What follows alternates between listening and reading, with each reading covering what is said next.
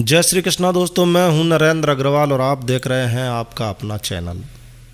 दोस्तों, आज इस वीडियो में हम आपके साथ शरद पूर्णिमा के व्रत के बारे में और शरद पूर्णिमा के दिन किए जाने वाले कुछ टोटकों या उपायों के बारे में जानकारी शेयर करने जा रहे हैं। पौराणिक मान्यताओं के अनुसार शरद पूर्णिमा का दिन माता लक्ष्मी जी के जन्म का दिन है और इसीलिए ऐसा माना जाता है कि शरद पूर्णिमा की रात में माता लक्ष्मी स्वयं अपने भक्तों को खोजते हुए धरती पर आती है और इस दौरान जो भी भक्त उन्हें निर्धन मिलता है उनके घर को धन संपत्ति से भर देती है। और शायद इसीलिए शरद पूर्णिमा की रात्रि को दीपावली से भी ज़्यादा महत्वपूर्ण रात्रि माना जाता है, क्योंकि इस रात स्वयं माता लक्ष्मी अपने भक्तों को धन संपत्ति वैभव देने के लिए उन्हें खोजती रहती है। वैदिक और तंत्र शास्त्र में भी शरद पूर्णिमा की रात को धन प्राप्ति के लिए कुछ उपाय किए जा सकते हैं, उनकी जानकारी भी दी गई है। धन संपत्ति पाने के लिए हर व्यक्ति तत्पर रहता है, हर व्यक्ति चाहता है कि उसके जीवन में आवश्यक धनराशि उसे लगातार निरंतर प्राप्त होती रहे। तो यदि आप माता लक्ष्मी का स्थायी आशीर्वाद चाहते हैं तो आप शरद पूर्णिमा के दिन कुछ विशेष उपायों को कर सकते हैं। इससे पहले हम उपायों के बारे में जानकारी शेयर करें, हम बात करते हैं शरद पूर्णिमा के व्रत के बारे में, पूजन विधि के बारे में। शरद पूर्णिमा के दिन लोग व्रत रखते हैं। इस व्रत के लिए कुछ खास पूजा विधि और कथा भी कही जाती है। पूजा करने के बाद में कथा का श्रवण किया जाता है, सुनाई जाती है, सुनी जाती है। इस दिन रात्रि में खीर बनाकर छत पर लटकाया जाता है ताकि चंद्रमा की अमृत समान किरणें उस खीर में समाहित हो जाए। सुबह इस खीर का सेवन किया जाता है और यह भी मान्यताएं हैं कि शरद पूर्णिमा के दिन चंद्रमा अपनी 16 कलाओं से परिपूर्ण होकर रात भर किरणें बरसाता है और वो किरणें यदि लगातार खीर पर पड़ती है तो यह खीर अमृत के समान हो जाती है। इसे खाने से कई प्रकार के रोगों से मुक्ति मिलती है।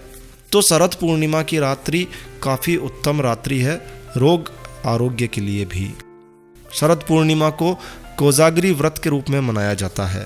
तो इस दिन व्रत किए जाने की भी प्राचीन परंपरा है। व्रत विधि के अनुसार पूर्णिमा के दिन सुबह ही आपको उठ जाना है जल्दी और स्नान इत्यादि करके अपने इष्ट देव का पूजन करना है। इस दिन चंद्रमा का पूजन भी किया जाता है। माता लक्ष्मी जी का पूजन किया जाता है क्योंकि इस दिन माता लक्ष्मी जी का जन्मदिन है। इंद्र और महालक्ष्मी जी का पूजन करने के पश्चात आपको चाहिए कि आप एक अखंड घी का दीपक जलाएं, ब्राह्मणों को खीर का भोजन करवाएं, उन्हें कुछ दान दक्षिणा अर्पित करें। लक्ष्मी प्राप्ति के लिए शरद पूर्णिमा के दिन विशेष रूप से व्रत किया जाता है। इस दिन जागरण का आयोजन किया जाता है। जागरण का आयोजन करने वालों को धन संपत्ति की प्राप्ति होती है। रात्रि में चंद्रमा को अर्घ्य देने के बाद ही आपको भोजन करना चाहिए। मंदिर में भी खीर इत्यादि दान करने का विधि विधान है। ऐसा माना जाता है कि इस दिन चंद्रमा की चांदनी से अमृत बरसता है और अमृत वाली खीर का सेवन करना जरूरी माना जाता है। शरद पूर्णिमा के दिन धन की देवी माता लक्ष्मी का पूजन अवश्य करना चाहिए। वैदिक और तंत्र शास्त्र में शरद पूर्णिमा के लिए कुछ उपाय भी बताए गए हैं, तो यह उपाय भी आपके साथ शेयर करते हैं। वर्ष 2018 में 24 अक्टूबर के दिन शरद पूर्णिमा है, तो आप इस दिन कुछ उपाय कर सकते हैं। तो आइए उन उपायों के बारे में भी बात करते हैं। शरद पूर्णिमा के दिन मोती शंख से माता लक्ष्मी को प्रसन्न करने के लिए उपाय किया जाता है। मोती शंख लीजिए आप और उस पर केसर से एक स्वास्तिक बना दीजिए। मोती शंख लेना है। मोती शंख आप अपने नज़दीकी स्थानीय बाज़ार में जो लोग पूजा सामग्री रखते हैं उनसे खरीद सकते हैं या फिर ऑनलाइन भी खरीद सकते हैं।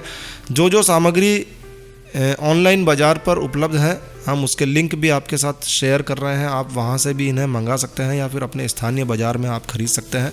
तो एक बार डिस्क्रिप्शन में लिंक जो है आप चेक कर सकते हैं।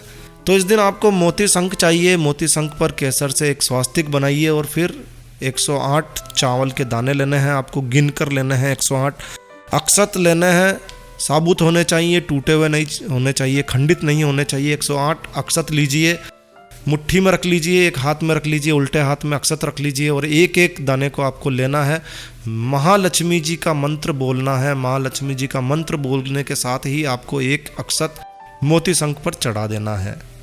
तो इस प्रकार से आपको मंत्र बोलना है, ओम श्री ओम, ओम ह्रीम ओम महालक्ष्मी नमः, और चावल का एक दाना आपको मोती शंख पर रख देना है। इस तरह से 108 बार मंत्र का जाप करना है। चावल चंद्रमा का प्रतीक माना जाता है और शंख लक्ष्मी जी का स्वरूप माना जाता है। तो चंद्रमा और महालक्ष्मी दोनों का ही पूजन हो जाता है इस प्रकार से।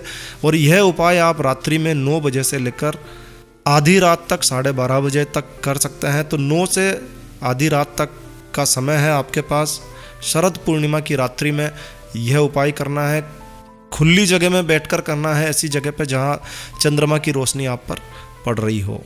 और जब 108 बार आप मंत्र बोल चुके होते हैं, जब 108 अक्षत आप चढ़ा चुके होते हैं, तब आपको चाहिए कि इस अक्षत को आप लाल कपड़े में बांधकर अपने तिजोरी में, अपने धन स्थान पर आप जो है रख लीजिए। मोती शंख को आप अपने मंदिर में स्थापित कर सकते हैं या फिर अपने धन स्थान पर भी रख सकते हैं। तो इस प्रकार से यह उपाय काफ़ी चमत्कारी उपाय माना जाता है। दूसरा उपाय है, घर में लक्ष्मी जी के स्थायी निवास के लिए आपको चाहिए कि आप शरद पूर्णिमा की शाम को यह उपाय आप कर सकते हैं। और शरद पूर्णिमा की शाम को ही यह उपाय आपको करना है। एक बड़ा दीपक लेना है जिसमें आपको गाय का शुद्ध घी भर देना है, और यह दीपक इस तरह से आपको जलाना है कि ये सुबह तक चलता रहे। तो शरद पूर्णिमा की शाम से लेकर सुबह तक एक अखंड दीपक आपको जलाना है। चंद्रलोक में माँ महालक्ष्मी दीप रूप में विराजमान है। अखंड दीप की रोशनी से माता लक्ष्मी धरती पर जब आती है तो आपके घर में सहर्ष प्रवेश करती है, यानी कि आपके धन प्राप्ति के रास्ते खुलते जाते हैं। और यह उपाय काफ़ी प्रसिद्ध और चमत्कारी उपाय माना जाता है। इसमें आपका कोई खर्चा नहीं है, आप स्वयं घर पर कर सकते हैं। एक अखंड ज्योत आपको जलानी है माता लक्ष्मी जी के नाम से। चाहें तो आप 5 माला महालक्ष्मी मंत्र का जाप कर सकते हैं दीपक के पास बैठकर। तीसरा उपाय है, लक्ष्मी जी के स्थायी निवास के लिए आप एक छोटा सा तांत्रिक उपाय कर सकते हैं। महालक्ष्मी जी के पूजन में लघु नारियल का पूजन किया जाता है। एक छोटा नारियल जिसे लघु नारियल कहा जाता है। लघु नारियल आपको चाहिए, आप अपने स्थानीय बाज़ार से खरीद सकते हैं या फिर ऑनलाइन बाज़ार से भी खरीदने के लिए नीचे डिस्क्रिप्शन में हम लिंक छोड़ रहे हैं। एक छोटा नारियल आपको चाहिए, लघु नारियल आपको चाहिए। इसे आपको चाहिए कि आप शरद पूर्णिमा की रात्रि में इसे आप अपने पूजा स्थल पर स्थापित कर दें। अष्टलक्ष्मी पर 8 कमल चढ़ाकर महालक्ष्मी अष्टकम का जाप करिए, पढ़िए। उसके बाद में महालक्ष्मी जी का पूजन करिए। यह उपाय काफ़ी सरल उपाय है, ऐसा माना जाता है। लघु नारियल का इस दिन स्थापना करने से माता लक्ष्मी स्थायी निवास करती है आपके घर पर और धन प्राप्ति के आपके रास्ते खुलते जाते हैं। इस दिन यानी कि शरद पूर्णिमा के दिन आपको चाहिए कि आप दक्षिणावर्ती शंख से माता लक्ष्मी जी का अभिषेक करें, धूप दीप फूल से पूजन करें। दक्षिणावर्ती शंख भी पूर्णिमा के दिन ही प्रकट हुआ था। श्री सूक्त का पाठ करने से भी माता लक्ष्मी जी प्रसन्न होती है। तो इस दिन आपको चाहिए कि आप रात्रि में चंद्रमा के नीचे बैठकर श्री सूक्त के पाठ का जाप करें। 1 या 2 पाठ आप श्री सूक्त के कर सकते हैं। शरद पूर्णिमा के दिन लक्ष्मी सहस्त्र नाम, लक्ष्मी अष्टोत्र नामावली, सिद्ध लक्ष्मी कवच, श्री सूक्त, लक्ष्मी सूक्त, कनक धारा के पाठ से भी आपको माता लक्ष्मी जी की कृपा मिलती है। तो इन पाठों को भी आप कर सकते हैं। पौराणिक प्राचीन मान्यता के अनुसार शरद पूर्णिमा के दिन आंवला का पूजन भी किया जाता है। ऐसा माना जाता है कि आंवला की पूजा करने से, आंवले के पेड़ की पूजा करने से माता लक्ष्मी जी का घर में प्रवेश होता है। चांदनी रात में रखे गए आंवले में औषधीय शक्तियाँ आ जाती है। तो आपको चाहिए कि आप कुछ आंवले लेकर आएँ, उनकी पूजा करें और इसे आप खुली छत पर आप रख दें ताकि चंद्रमा की सीधी रोशनी उस आंवले में समाहित हो जाए और आप फिर उसका मुरब्बा बनाकर या किसी भी रूप में आप उसे सेवन कर सकते हैं। शरद पूर्णिमा पर महालक्ष्मी जी को खीर, छुहार की खीर बनाइए, मेवे की खीर बनाइए, इसका भोग लगाइए। गाय के दूध में महालक्ष्मी जी का निवास माना जाता है और महालक्ष्मी जी को खीर बहुत पसंद है। तो इस दिन खीर का भोग लगाइए और चंद्रमा की खुली रोशनी में खीर को रखिए। पूरी रात उसे अमृत समान होने दीजिए और सुबह इसका सेवन कीजिए। इससे रोग आरोग्य मिलता है और माता लक्ष्मी जी भी प्रसन्न होती है। माता लक्ष्मी जी के और चंद्रमा के प्रसन्न होने पर आपको धन, प्रेम और सेहत तीनों ही मिल जाते हैं। एक विशेष बात आपको बताते हैं, यह दिन श्री कृष्ण के पूजन का दिन भी माना जाता है। ऐसा माना जाता है कि द्वापर युग में श्री कृष्ण ने इसी दिन महारास किया था, इसी रात्रि में महारास किया था।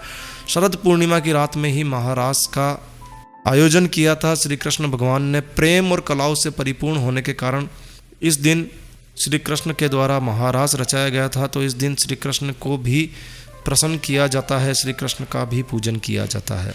तो इस दिन आपको चाहिए कि आप किसी नज़दीकी कृष्ण मंदिर में जाकर श्री कृष्ण भगवान की भी पूजा अर्चना अवश्य करें।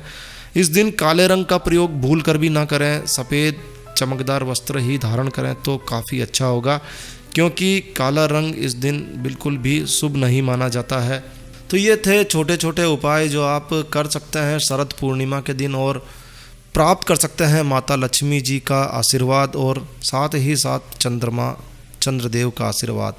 ऐसा भी माना जाता है कि जो व्यक्ति शरद पूर्णिमा के दिन चंद्रदेव के दर्शन करता है, चंद्रमा की रोशनी में बैठता है, उसके चंद्र दोष दूर होते हैं, उसके कुंडली में चंद्रमा मजबूत होता है। तो ये काफ़ी छोटे छोटे और साधारण से उपाय हैं, आप करके देख सकते हैं।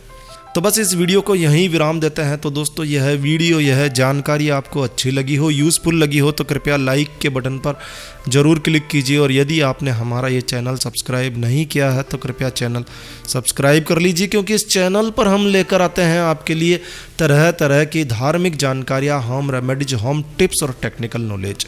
तो सब्सक्राइब करने पर क्या होगा? कुछ लोग कहते हैं कि सब्सक्राइब करने से क्या होगा। दोस्तों सब्सक्राइब करने पर केवल आप हमारे इस परिवार के सदस्य ही नहीं बनते हैं, बल्कि सब्सक्राइब करने पर आपको YouTube के द्वारा हमारे प्रत्येक अपलोड की जानकारी एक नोटिफिकेशन के माध्यम से, एक सूचना के माध्यम से आपको दी जाती है, जिससे आप हमारे वीडियोस को सबसे पहले देख सकते हैं और हमारे वीडियोस के लाभ ले सकते हैं। तो अभी सब्सक्राइब कीजिए।